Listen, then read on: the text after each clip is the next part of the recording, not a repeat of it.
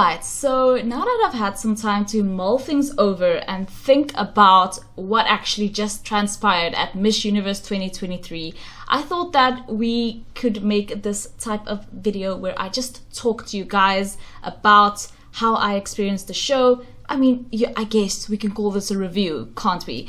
Miss Universe 2023, guys, I am ultra satisfied. I haven't been this satisfied with an edition of Miss Universe since Miss Universe 2018 when Catriona Gray won.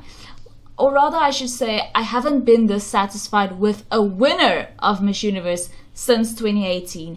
Nicaragua, in my opinion, right off the bat, elephant in the room, she deserves this title.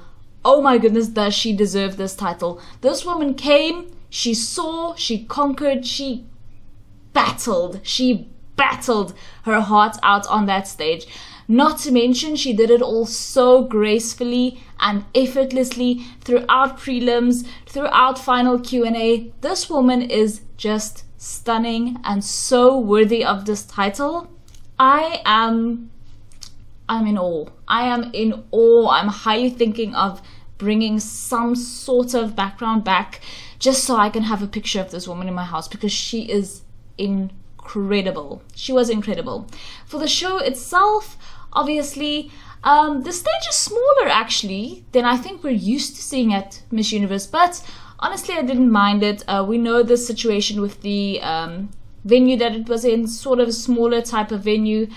I didn't mind it that much. The show itself to me was pretty good. I was surprised by the fact that they did incorporate the fact that it's being held in El Salvador a lot through lots of videos and other sort of promotional material like that. But there wasn't any entertainment from El Salvador, which I think is interesting.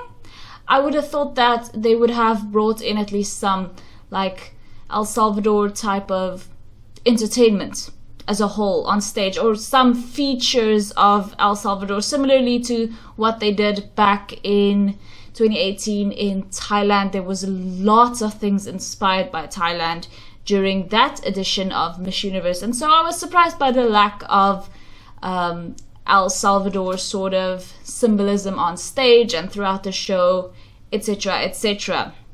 But guys, we do have to talk about the hosts, because the hosts this year, they were charming, especially Zuri Hall and Catriona Gray. Those two women, their chemistry was off the chart. If it was them two presenting the show on stage, I would have been happy.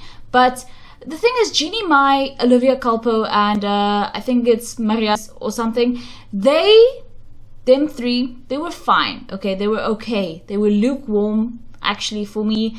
They weren't bad in the same way that the two robotic figures at the preliminary competition was. They weren't bad, but I just do not see the reason for three hosts on stage. I do not see the reason for that. I really miss Steve, and I really think that Miss Universe should maybe look into just having another comedian do the job, because you know, I loved Steve's little stupid jokes that he made. I miss him. I miss him a lot. Of course, we had three notable beauty queens on the judging panel as well. We had Janelle Commission, who was, you know, the first black Miss Universe. We had Iris Mittene, who was Miss Universe 2016. And of course, we had Miss Universe 2021 first runner-up from Paraguay, Nadia Ferrera, who is now married to Mark Anthony. And of course, I've mentioned this before, the woman representing the Dominican Republic this year, she used to be Mark Anthony's ex. And so when I saw that they were bringing in Mark Anthony's now wife, I was like, yo, imagine judging a pageant that your husband's ex is in. Imagine that. But Dominican Republic never even ended up in the finals, so unfortunately Nadia never got the opportunity to judge her. For the top 20, I think I got 13 out of 20, but a shocker for me, a huge shocker, was that my home country of Namibia managed to place for the first time in 20 years. I was in shock. I was honestly like, did I hear them right? Did they say Namibia? Yes, they did. I cannot believe it. I was so in shock and happy. And obviously, I think that, you know, even placing is a huge win because we haven't done that in 20 years, and so I'm super proud. They ended up calling South Africa second to last, which almost gave me a heart attack. And besides that, I think basically, yeah, a lot of my favorites made it, of course, except for Guatemala, whom I loved, Mexico, whom we all expected. France didn't make it, but I wasn't expecting her to after her atrocious performances at prelims. And there were some other women as well, but definitely no real, like, put me in cardiac arrest non-placements this year, thankfully. For the swimsuit competition, really, the swimsuits this year weren't so good.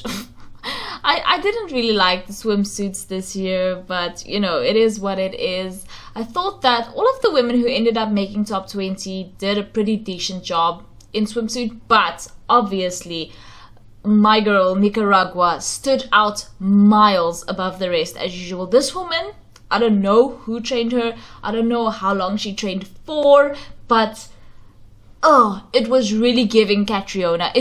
She was just miles above the rest. I'm sorry, even me, I'm talking miles above South Africa, which is my birth country, miles above Namibia, which is my home country. Listen, we have to stay objective here. Nicaragua was insanely good. By the time we got to top 10, right, I was thinking how fast Miss Universe actually moves compared to other pageants, because just recently, you know, I think the most recent one was Miss Grand, and it was so long. Oh my gosh, and it took hours to get to where you want to go. But Miss Universe is just quick, and then you're at top 5 basically. And so we got into the top 10, and unfortunately, my birth country of South Africa didn't make it, and neither did my home country of Namibia.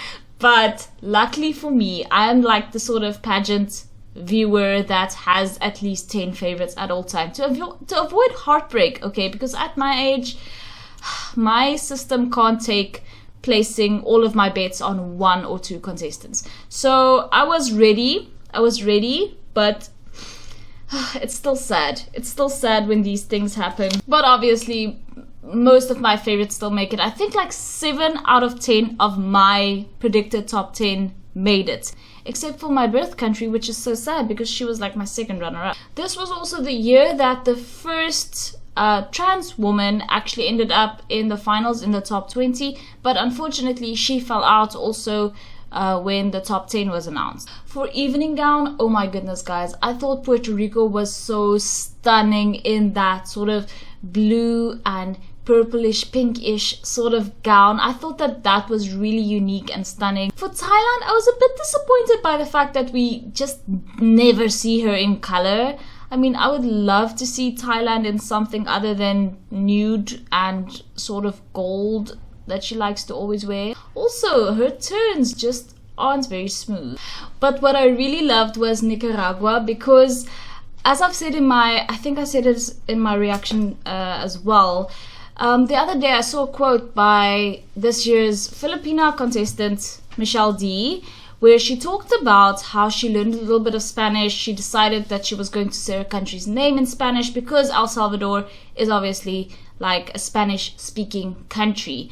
And she talked about how you mustn't arrive empty-handed. And I love that quote. And Nicaragua actually, you know, I thought did that same thing as well, because she came with this evening gown for finals that actually represented both the Nicaraguan flag and the El Salvador flag, which I thought was such a beautiful gesture. But speaking of the Philippines, Michelle D came out in this black dress. Now you guys know black dresses are usually like, I don't like them. Similarly to white dresses, but for another reason. Like white dresses usually give bride, while black dresses usually just end up washing whoever's wearing it out. But This year the stage was so well and beautifully lit. Not to mention black really suits Michelle D. She really has this sort of edginess to her, which I love, and I thought that this black gown looked splendid on her. Overall, the standouts for me in gown were Puerto Rico, Nicaragua, and the Philippines. But I must also say about El Salvador, you can really tell that this woman was really riding like high, flying high on the adoration and applause of the crowd, which, you know, I love that for her. I felt really good for her that she was able to get all of that applause, you know, and adoration. Even though she didn't win the competition at the end of the day, I still feel glad that she was able to make the top 10 in her home country. So the top 5 was announced, and Australia made it, which I was a bit surprised about. I would have thought that it would have been someone else instead of Australia, like the Philippines, but okay. And Thailand also made it. Now for Thailand, I felt so dumb. I felt so dumb because I took her out of my top 5 literally just at my final prediction. Like the rest of the way, Thailand was literally always my winner, and then after prelims I made the mistake of taking her out of my top 5, so my bad. But besides that, like, all of the other women were in my top 5, so Colombia, Puerto Rico, and Nicaragua, which I was so happy about. Now for top 5 Q&A, all of the girls got different questions. But for me, I really thought that Puerto Rico was going to bring it during the Q&A round, and she just didn't end up bringing it. She was like stuttering a bit, struggling a bit. Australia was okay, but for me, the standout really was Nicaragua. Nicaragua answered so beautifully, although she did use a translator, and that's what I was a bit iffy about for her. That's why in my final prediction she wasn't my winner but my first runner-up. I was a bit iffy about her speaking, but she does speak so beautifully, even obviously if it's in Spanish, which you know what, at this point I should probably just learn Spanish because it is such a widely spoken language in this industry. So yes, my bad for not speaking Spanish, but yeah, I thought that she did a beautiful job. Thailand, I thought did a satisfactory job also. Colombia's question, I thought that she answered it like, well, I understood what she meant, but I'm not sure that it was as understandable for other people as well. So for the top 3, honestly, I was surprised about Australia. I definitely think that it should have been either Puerto Rico or Colombia who made top 3 instead of Australia. No offense, Australia. But yeah, she did shock me a little bit. But other than that, 2 of the women who I thought did exceptionally well in top 5 Q&A, Nicaragua and Thailand, also made it. So I was still flying high. I was still happy. For top 3 Q&A, you guys know the drill by now. They had the soundproof headphones going and all of that. And the question came down to, if you could live 1 year in another woman's shoes, who would it be and why? And all of the girls gave interesting, well, they gave the best answers that they could. Thailand obviously went with Malala, which I think was the obvious. It was the obvious, it's someone that everyone knows. We all know what Malala stands for, etc., etc. But I thought at the end of the day, she answered like without hesitation, which that I can respect. Without fear, without hesitation. Even if she went for the low-hanging fruit, I can still respect the fact that she spoke without any nervousness or anything like that, and she, at the end of the day, she gave a perfectly acceptable answer. Australia, she went with her mother, but her words were sort of mixed up in the beginning. She made mistakes. So yes, Australia, to me at that point, I was like, okay, anything other than second runner-up is going to be a crime here. So let's just move on to Nicaragua. For Nicaragua, I'm going to be honest, I feel really, really stupid. She mentioned someone who I don't know who that person is, but she did give a good answer, okay? She gave a good answer that touched on issues that women all over the world struggle with, and her answer was like timed to the second. Like, the moment she finished her answer, the bell went. And I mean, that's just in keeping with how perfect this woman is. So very, very impressive, Nicaragua. At this point, I wanted Nicaragua to win, okay? I was like, okay, Nicaragua should win, Thailand should be first runner-up, Australia can be second runner-up. So that's what I wanted. Then we had Albany's final walk. Shall we talk about this? Guys? Maybe it's just me being a woman and going through cycles, right? But she was really giving that period glam. Like, I don't even know how to describe this outfit, because at the one end it's giving Doja Cat, which, I mean, okay, but at the other end it is literally giving, I don't know, tampon. I don't know. It just, tell me what you think about this. Tell me what you think about this, because obviously, you know, she's the fashion queen. She's the one who's been making her outfits all year long, and I respect her. Honestly, I do. I respect Albany a lot, because the woman has talent. I have seen the things that she has created. Okay, she has talents, and she knows fashion. She studied fashion, and so, but yeah, maybe this is just above my peasant head. Look what I'm wearing. Look, I still have pajamas on. Okay. But don't judge me. Like, I had to get up at 3 to watch Miss Universe, but like, I'm a fashion person. I mean, look at me. But whatever she had going on was interesting, to say the least. Let's move on. Then we had El Salvador's president speak. Yeah, and a lot of you guys have been trying to convince me for months that the president of El Salvador is hot. I mean, the thing is, right, with Spanish men in particular, is they get hotter when they start speaking, and this was the case for this man as well. And in exciting stuff, guys, the next host country was announced to be Mexico, so another Spanish speaking country, which is interesting, which means I'm probably gonna have to get up at 3 again next year, but no complaints. No complaints at all. I mean, who's complaining? Not me, that's for sure. So yes, we're going to be having Miss Universe in Mexico. But you know what? I really want Miss Universe to come to Southern Africa.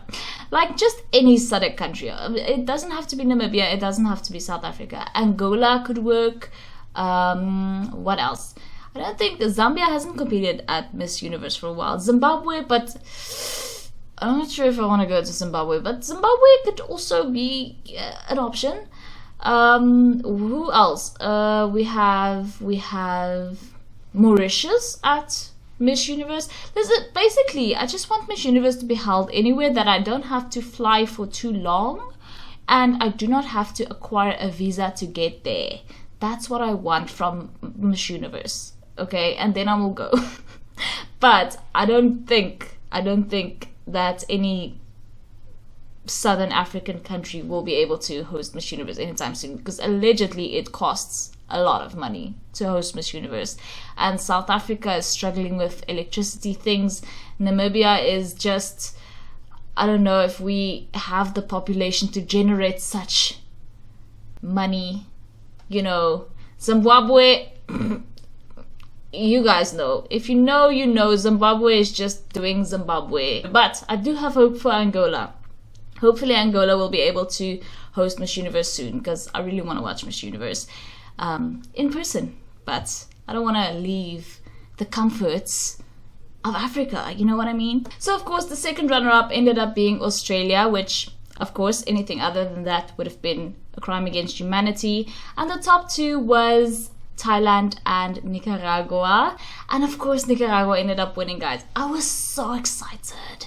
I was so happy for Nicaragua, guys. Even watching like her crowning moments, her first walk, and all of the girls were so excited for her. They were all so happy for her, and she was crying and I was crying, and guys, Nicaragua just deserves. I'm happy for Thailand that she got first runner up. You know, it would have been nice if Thailand won as well. But you know what also would have been nice? If my home country or my birth country were to win. So, and that also didn't happen. So I'm just extremely happy for Nicaragua. It's a first for Nicaragua, which I'm so happy about. So it's not like one of those sash factor powerhouse countries winning yet again. It also would have been a first for Thailand, actually, now come to think of it. So, but I'm happy for Nicaragua. She deserved it. She deserved it. You know what, right? I'm planning on going to Miss South Africa next year. And I hope Nicaragua is there. Oh, the Miss South Africa organization mustn't let me down now, because I haven't liked a Miss Universe this much in a while. So I really hope that the Miss South Africa organization can continue this trend of inviting Miss Universes to come to the Miss South Africa pageant, because I would really love to meet Sheynnis Palacios. I would really love to meet Sheynnis Palacios. Oh, I'm getting excited even thinking about it. Miss South Africa, please pull through. Please pull through. Do not let me down. Thank you guys so much for watching.